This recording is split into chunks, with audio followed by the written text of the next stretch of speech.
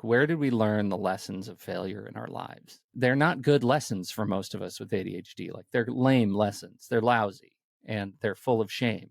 But as soon as you separate, if you can make it a practice to separate the emotion from the act of the failure state, you can learn something about what it means to feel successful. Sometimes you can feel successful in a failure state, and that is the brass ring. Like, let's just learn how we learned about failure and reprogram, rewire ourselves, because failure is not a personal judgment. It's not a litmus test for who you are as a human being.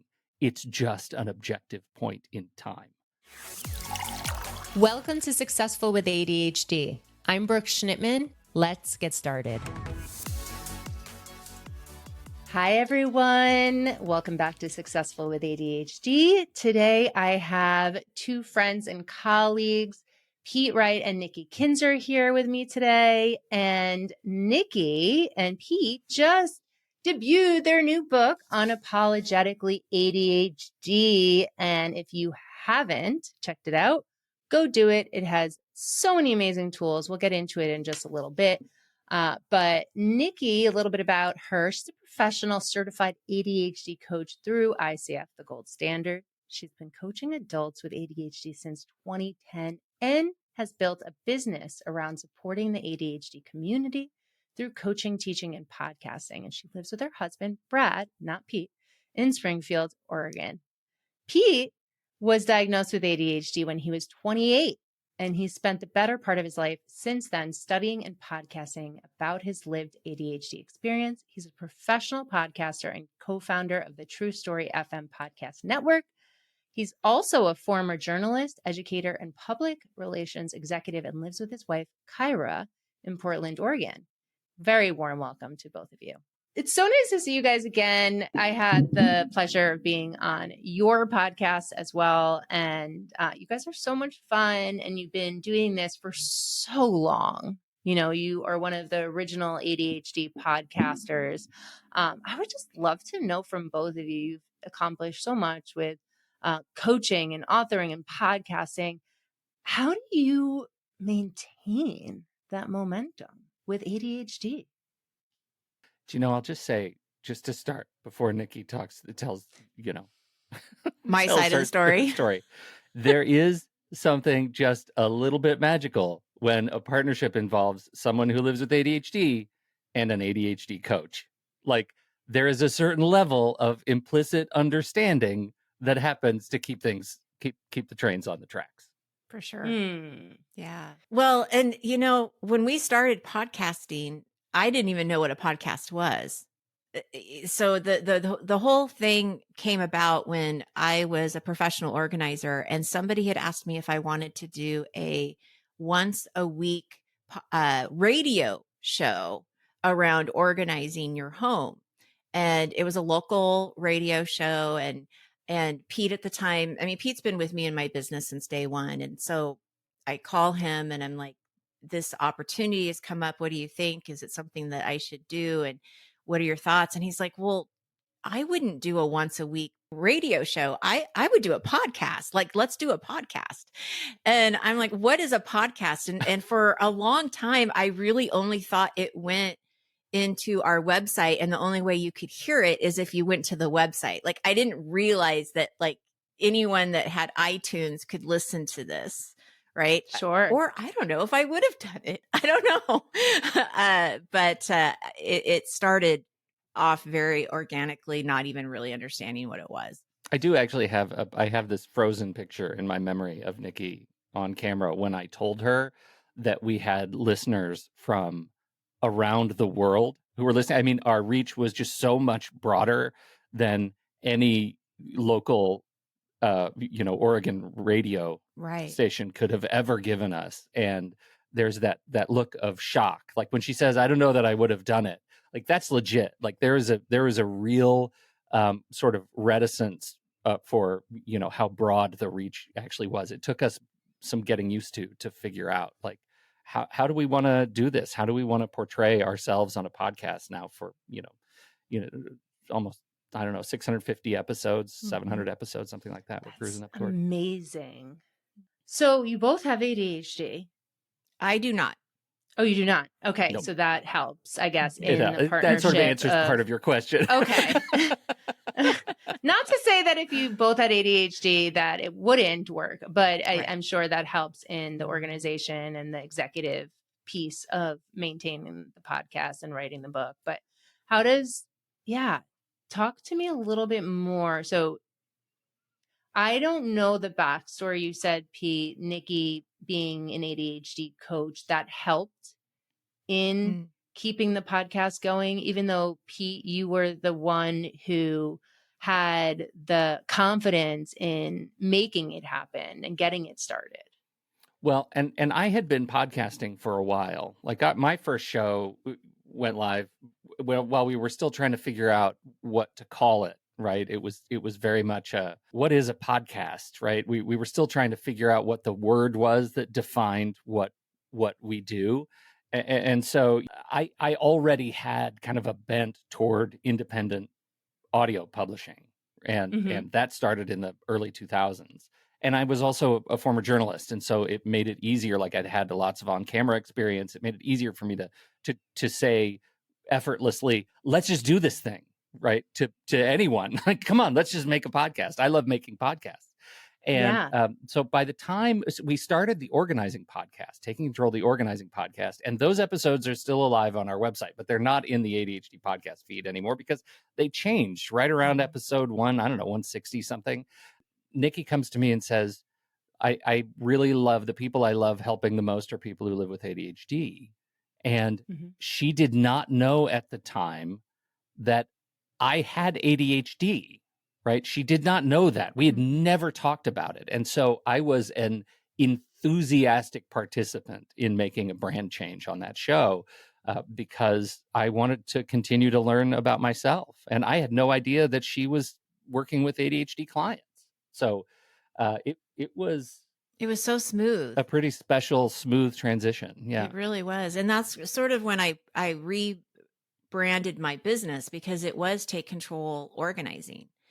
And then I was like, nope, I really want to focus on ADHD coaching. And so I went through coach training through ATGA and through Coach U and got certified through ICF and did all of that like around 2011, I guess it was. So I kind of put my business a little bit on the side as I was educating myself to be a coach. And then we switched the podcast, and then we switched the name to Take Control ADHD, and then everything just went from there. And I think for me personally, one of the reasons why I love doing it and why I want to keep doing it is as a coach, and Brooke, you probably understand this doing your own podcast too. When you are coaching, that's one thing, right? You get that experience and you get that one-on-one and it's great. When you're podcasting, you're learning from your guests, you're researching whatever topic it is that you're talking about. Sure. And so it continues to, I feel like, make you a better coach. It makes you more informed around what's going on currently. You get different perspectives from other coaches, from other experts, these great conversations that we get to have that people get to listen in on. And so it was something that was so easy for me to continue. It just became part of my business. It wasn't hard. It's not, Pete and I have a great relationship. We have great rapport. He's like family to me. We've known each other for so long. And prior to any of this professional stuff, I know his family, he knows mine. So he's like family. And it just has been such a blessing. So, wow, I didn't know that. Okay, you don't have ADHD, and you wanted to make a niche with ADHD. You wanted to do a podcast on ADHD, and you wanted to coach ADHD people. So I definitely want to get into that. And I also then want to go back to the whole, how do you continue podcasting after you have this great relationship with Pete and write a book together all these years later? But Nikki, how did you decide you wanted to work with ADHD people? Is there anyone in your life besides Pete who you didn't know at the time had ADHD that had ADHD? No, it's interesting because my daughter wasn't diagnosed until much later. My husband is undiagnosed ADHD. but he'll be the first one to tell you that he relates to everything in the book. Yeah, undiagnosed, wink. Yeah, Right. yeah, exactly. But no, it really comes down to two clients that I was working with as an organizer, and they were in person, and they had hired me to come in and help them organize their workflow. And they were both business owners, and they were very behind in a lot of different areas. And what I noticed is that after we got done with kind of the physical organizing piece, we started talking more around time management and these things that were affecting them with ADHD. And they were both very upfront about their ADHD.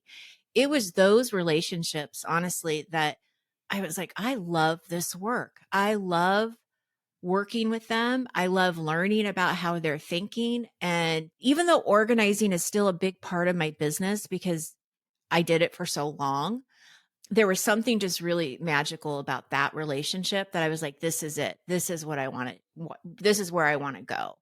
And I thank them because, you know, it was those relationships that really, and they were like my first clients because I would tell them like, this is what I'm doing. And so, you know, I charged them very little money. And I'm like, can I just try You're building this? a business. Like, yeah, like I learned this, you know, method or whatever. And, you know, can we try this? And so they were great. I mean, they supported me, and, you know, I'm not in touch with them anymore. But I'm very grateful for those relationships.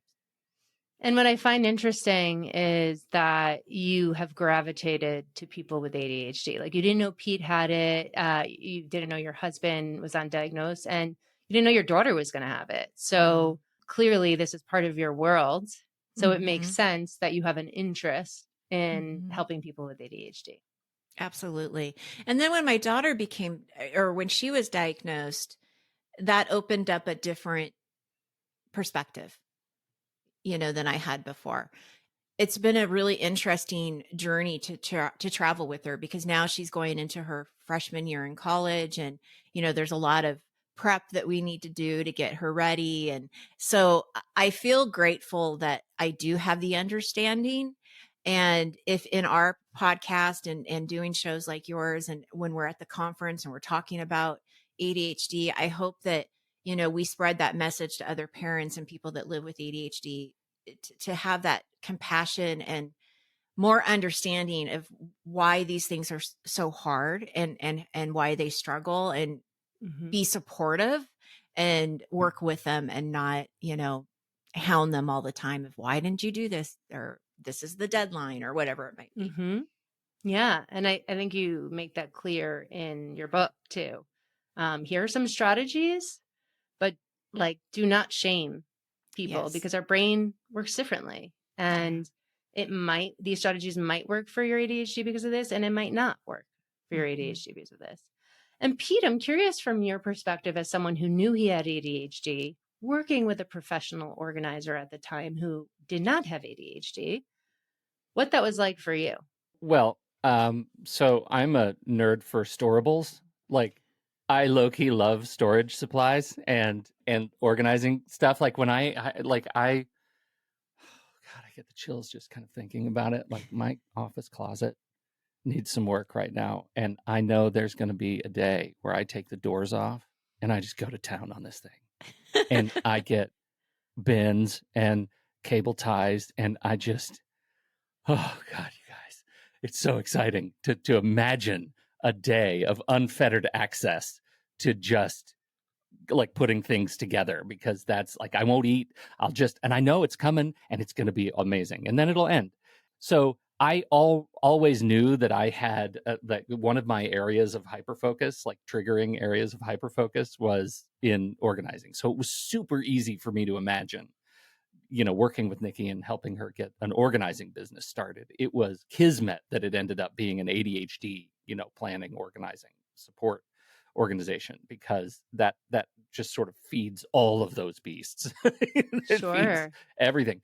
I also, you know, I'm a nerd for tech. Like, I love technology. I love pushing buttons. I love supporting that side of the business. And so podcasting as my, you know, kind of number one focus, it was just an easy fit to be able to support in this area, and to know that when my attention is fractured, it's usually fractured in areas outside of that expertise, right? It's when I'm asked to do other things that I struggle with getting those done. But keeping the podcast going is routine. I have enormous and beautiful, I mean, really like Mount Rushmore of task lists to keep every episode going. Like it's just, my checklists are perfect. And I just know how to do that without having to stop and think and introduce friction. It's the other stuff that's sometimes hard. And we actually wrote a book a long time ago when it was still the organizing business. And that book is gone now. And I would say, Nikki, check me on this if you want to be less delicate than I am. I think that was hard. The book? Writing the book? Yes. Oh, it definitely was hard. That Very was hard. Yeah, it was really, really hard. And part of the reason it was hard is because it challenged me. I was doing more of a different kind of writing in that book, and it challenged me on the editing side. Like the responsibility that we shared in writing that book was different than writing this one. And it challenged me in the areas that I am not, that I don't do every day, that I don't have perfect checklists for. And it was a struggle, and it took too long. And we finally got it out. And I think we're proud of the work, but we had agreed after that experience, we're not going to do another book thing. That was no more books. We're done. We're done with books. We have a good thing. Until let's not screw it up. Yes. Yeah. And it came about in a completely different way this time, right? Like, first of all, like we're in a different place in our lives, right? We're more than a decade older and wiser, and we have a decade more of friendship and partnership in working together in the business. And I think we know much more about how each other works. And then the opportunity came to us, right? It came from the outside, and we thought it was a scam at first. Like we thought anything that comes from the outside, right? Yeah, right. What's this link that I need to click on and make a call with you? Yeah. And I thought they were going to make me pay, like, you pay $10,000 and we'll get your book published, right? Like I didn't know what it was going to be. Yeah, it was not a scam. It was not a scam. It was a delightful acquisitions editor named Victoria, who is a wonderful light in the universe and happened to listen to the show and already know us and know what we did, and wrote us out of the blue and said, I have an opening in my slate for an ADHD book, and I would love it if you guys would consider doing this. And so that started the process. Mm-hmm. So you had someone who believed in the content that you guys were putting out there to makes a huge difference. Right? Yeah. Right.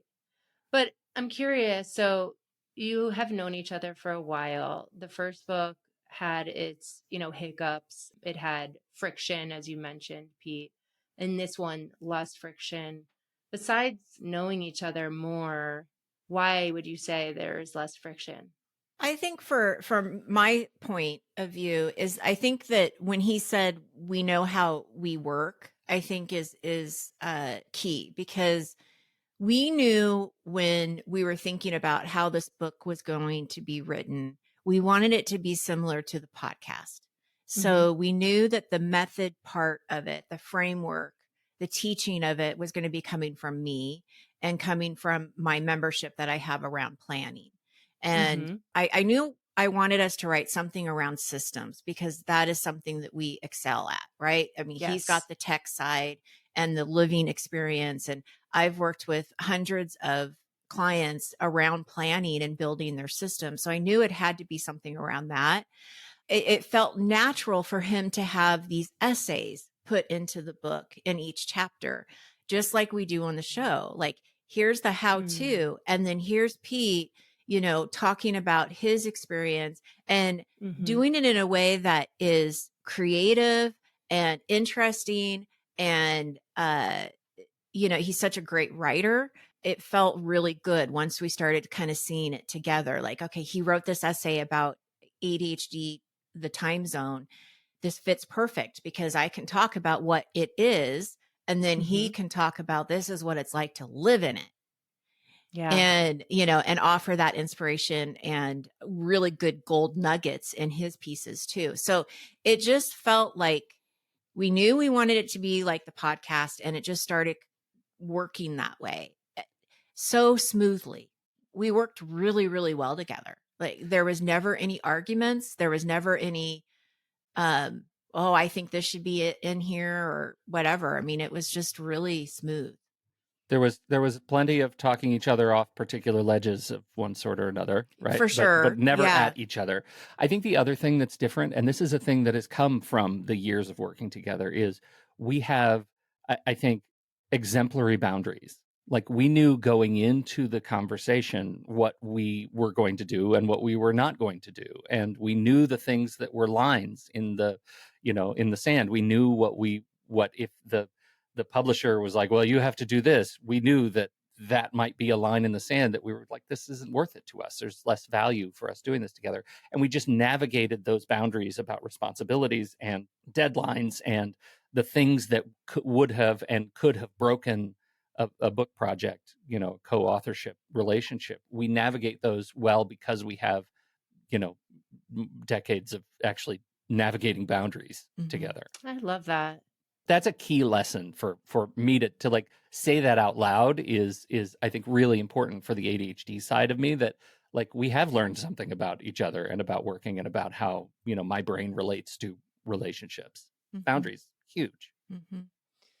And the fact that you tried again, you said, okay, we're not keeping this original book out there, but someone believed in you and you have persisted all of these years of working together and created this amazing book using, Pete, your strengths of writing and storytelling and Nikki's strategies in her coaching, and then setting those boundaries to execute a solid book that is hard for someone with ADHD to start, continue, and finish. I think that's really inspiring for someone who's out there trying to complete something big with ADHD or be in a partnership with a neurotypical who works differently. Well, and that's, from my perspective, that nails it because, and that gets back to what I said earlier about like the unintentional gift of having ADHD and having this partnership with somebody who is an ADHD coach means I don't have to suffer through the shame spirals of letting someone down who doesn't understand me. Right? Yeah. Like Nikki and I have a different vernacular, like a shared vocabulary around planning. And let me be very clear. We wrote this book using the system that is written about in this book. It's about as meta as you can get, right? Like that's how the book came about with so little frustration and stress. And like we got it done because of the methodology that Nikki teaches. What about the times where you felt like you were on that ledge? Because I wrote a book too, so I get it. And I didn't have another person to help me like you two. Thought for next time. But I remember when writing my book, I was halfway through it and I'm like, yeah, I'm done. I don't want to continue. How did you get through that? Forget the, using your own tools, but like, can you specifically state what those times were and how you made it off the ledge? Well, I'll be honest. I think that having these external deadlines were extremely helpful, right? Because it never dawned on me to not finish it. It was going to be finished. And, what I've learned about the process, though, that I didn't know during that time is when the first draft was due, I really felt like this first draft had to be as perfect as possible. I knew that they would have some editing and such, but I really felt like, it has to be as good as, getting ready to go into production. That's not true. I mean, like big mirror of your life. Hello, right? Yeah. Yeah, that's not Doesn't true. have to be perfect to pitch the idea or the first draft. It's a draft on purpose, It's a right? draft on purpose. And we still had, a few months after that first draft was due to do a lot of editing and a lot of like adding and things like that. knowing that now, I would have relaxed a little bit in the month of January. January, I was in a room in my house away from my family, and all I did was write a book to make sure that we could get to that deadline, because I realized that word count and word characters are not the same thing. Yeah. Character Wild, count's right? a very different. It is different wild. number. Yeah. So I thought that we had this book that was going to actually be over the word count that they wanted, But when actually in reality it was like 17,000 out of 55,000. So there was a lot of writing that had to be done in the month of January, and a lot of stress that now I probably could have, done things a little bit differently. But even then, I have to tell you, Brooke, I didn't think about giving up. I really, for whatever reason, instead of having writer's block and freezing, it was inspiring to me for some reason. And I think that part of it really is because I was writing about something that I knew and something that I had been practicing and experienced for so long. And I had so many stories that I could pull from that made all of the difference. If I was writing something that I, still needed to do a lot of research on, or I didn't have a lot of personal experience with it, it would have been really hard. Yes. But I think because of the topic, it was just something that it wasn't so much about what to write. It was more of just how it was all going to come together. That is a really important observation. It's the idea of using deadlines to externalize the stress of the actual work. And for me, it was very similar. It was this notion in the back of my head that was, I'm going to make this deadline because that's the deadline I agreed to. And I am in a state of sort of long arc hyperfocus where I'm not thinking about much else, even when I'm trying to think about much else, right? I can't get it out of my head, knowing that deadline marks a date of freedom, of intellectual, cognitive freedom. And at that point, it's someone else's responsibility. I had it in my head, and this is my imposter syndrome talking.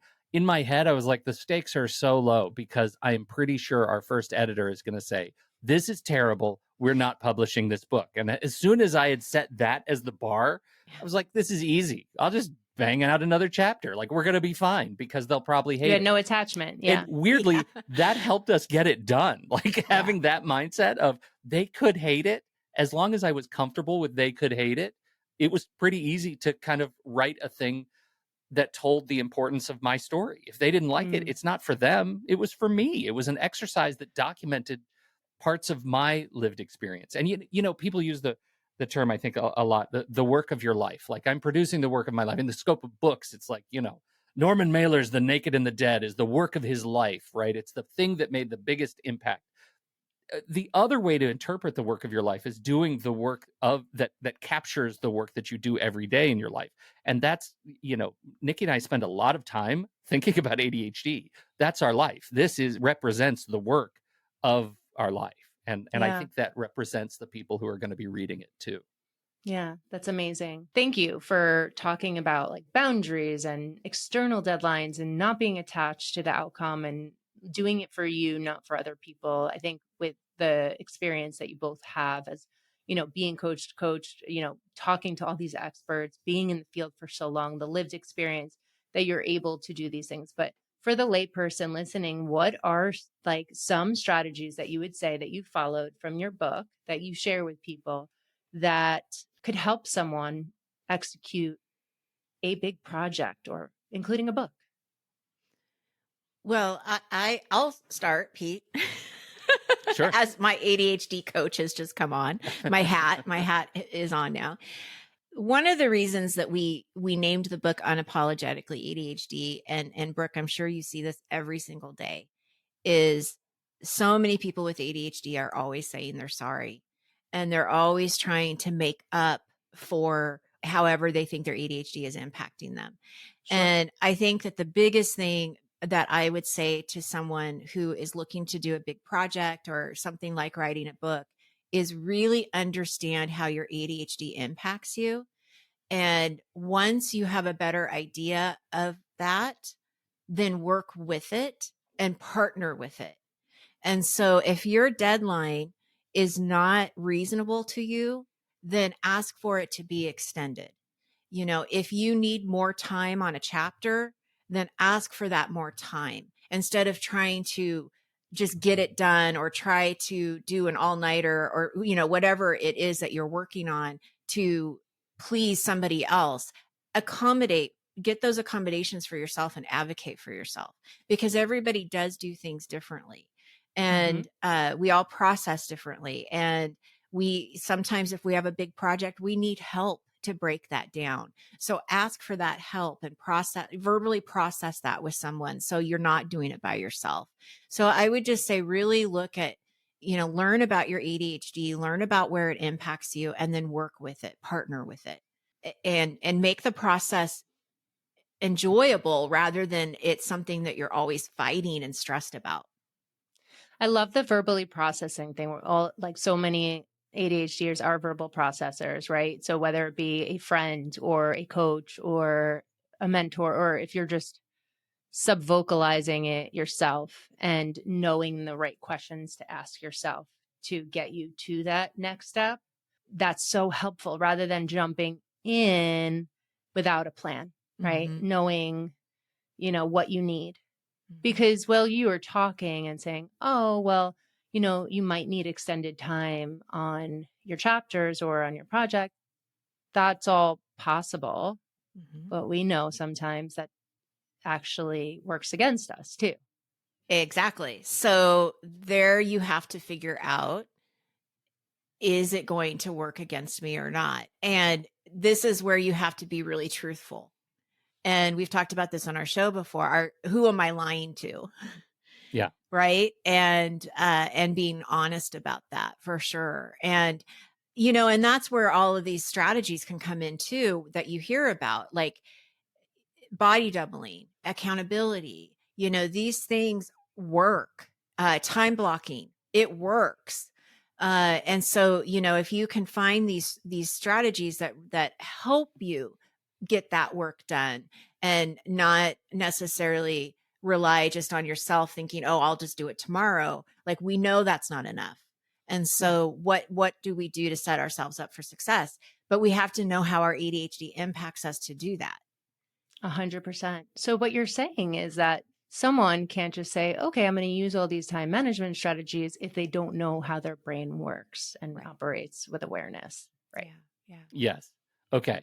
So one of the things I'm thinking so hard about all of the things that Nikki is saying, and some of it for me on like approaching it from ADHD is not just the strategies, like knowing the strategies, internalizing the strategies, but coming to terms with the emotional experience of comfort with uncertainty, right?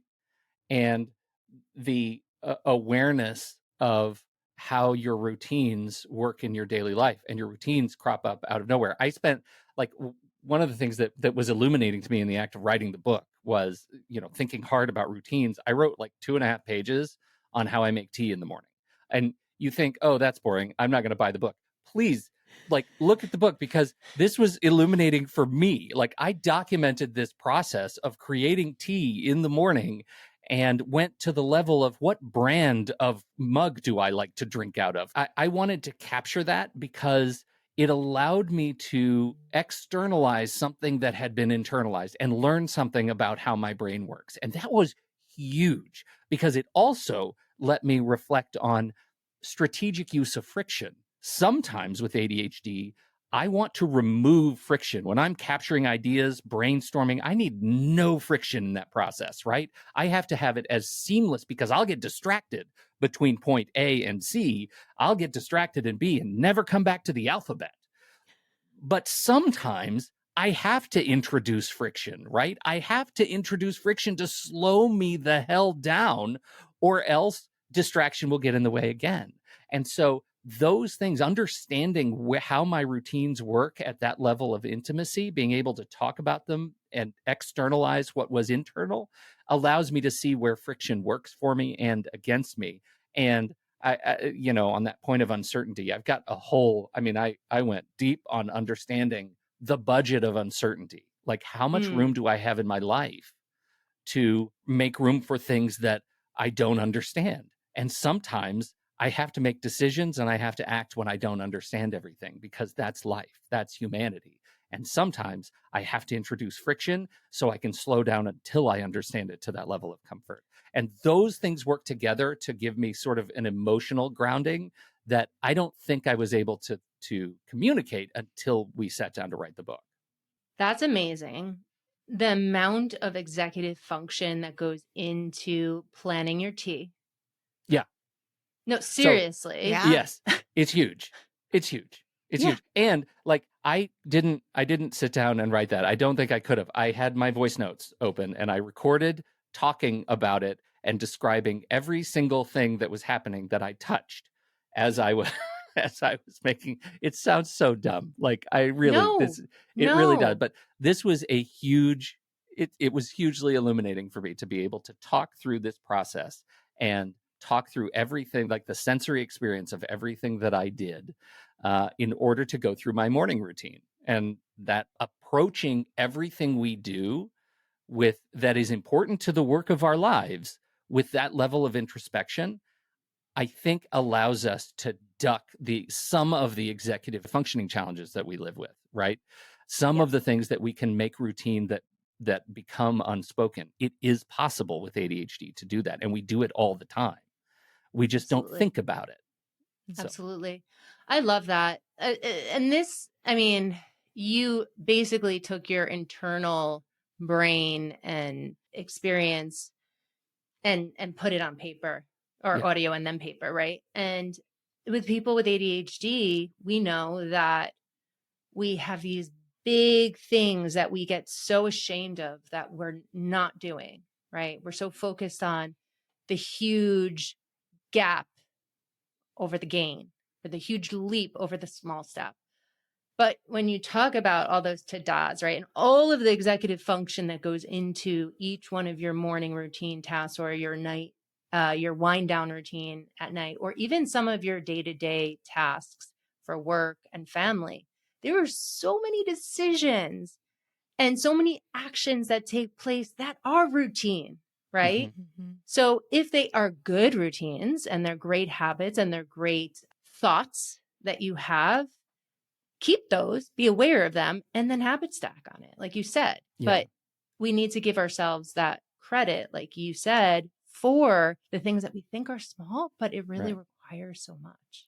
Well, and look what we're doing practically, right? From a coaching perspective, when we take these internal routines, these things that are in our heads, in our bones, in our bodies, and we externalize them and we document them, we're engaging a new sensory appreciation for those routines. Maybe we're reading them as we write them. We're writing them, we get a tactile experience. We have them on audio, we're listening to them. We're engaging other senses. And you know what you notice when you engage a different sense? You notice where stuff falls apart or where the routines are bad. I was in college and I had a journalism professor who said, for all of your stories, when you're just starting out, make sure you write your story and then give it to somebody else to read it to you in their voice. You will catch more errors and omissions than you ever could by yourself as soon as you hear it read to you. And that is absolutely true of this context. And it was absolutely true of writing this book. As soon as you write it down, you realize that what I'm writing right now is something I don't even believe. And I didn't know it, right? Yeah. I didn't know it. Maybe that's why I'm afraid of listening to my own podcast after I do them. I don't listen to ours. So I'm right there with you, Brooke. And I also love, and I know we're coming up on time here, but I also love the friction, the external friction that you create for some of the things, because we have a difficult time with metacognition. We have a difficult time slowing down, pausing, evaluating how things are going, changing them in the moment. So if you know that's how you are, and you could recognize that that's going to likely happen in this big emotional task that requires a lot of executive function, right? And it's new and it's not routine, creating that external friction ahead of time is huge. Huge. And it's, like, what does that mean? Like, in its very simplest, it's so easy to go back to the phone, right? If we have to get a writing project done, the friction that you can introduce timer.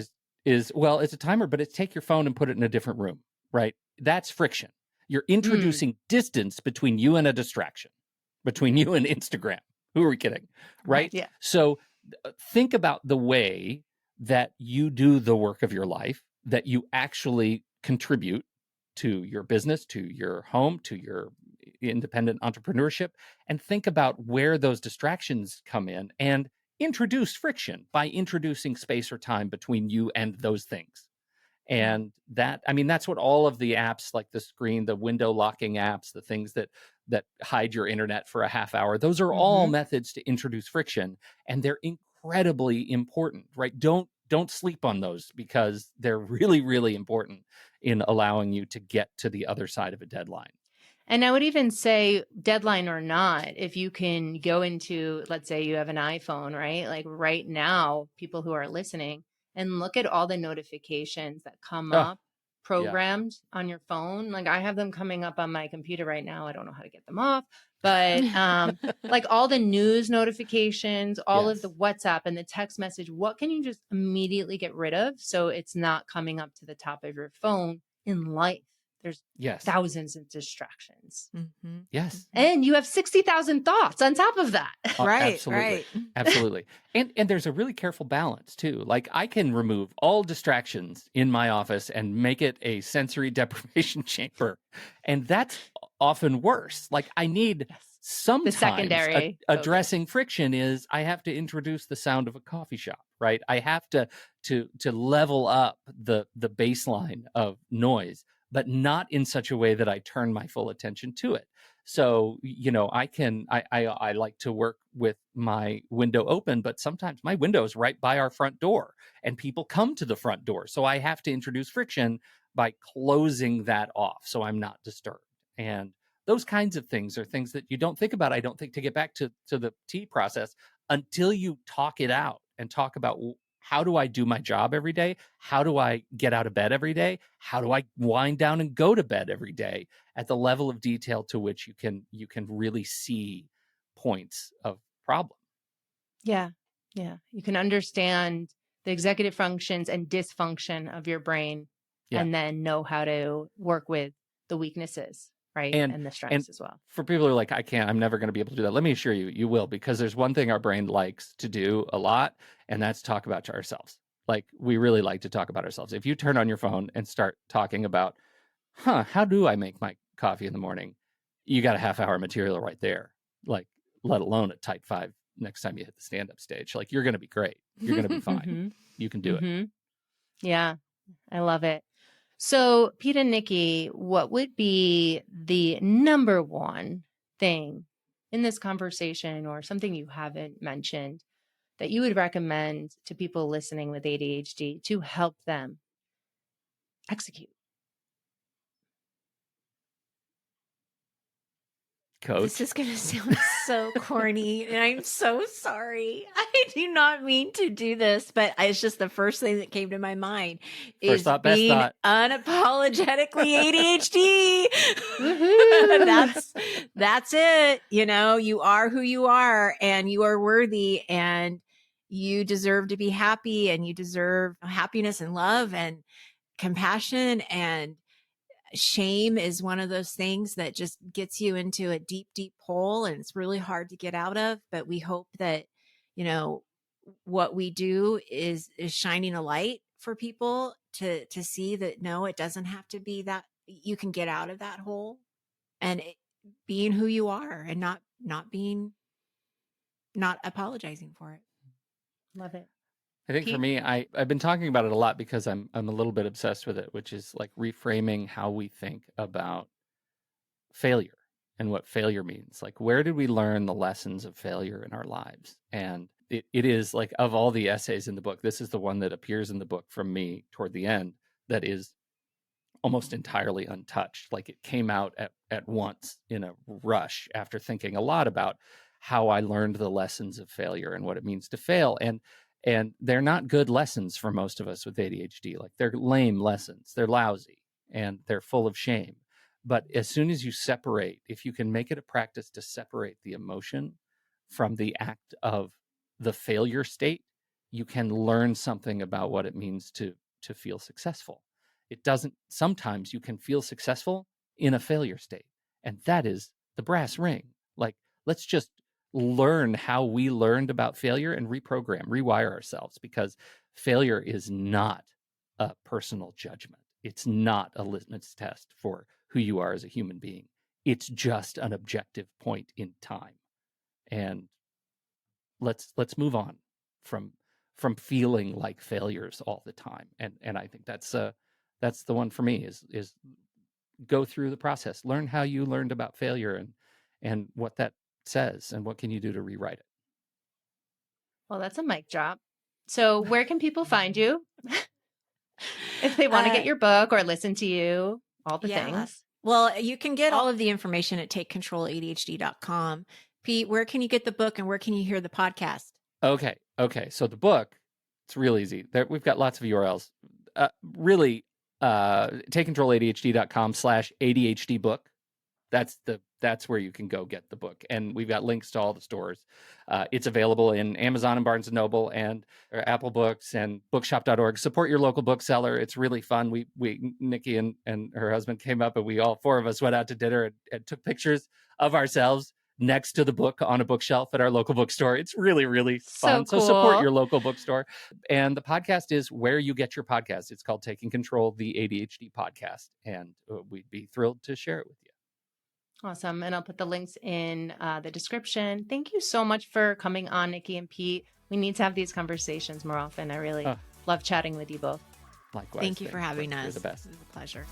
Thanks for listening to this episode of Successful with ADHD. I hope it helps you on your journey. And if you need any additional support for you or a loved one with ADHD, feel free to reach out to us at coachingwithbrooke.com and all social media platforms at Coaching with Brooke. And remember, it's Brooke with an E. Thanks again for listening. See you next time.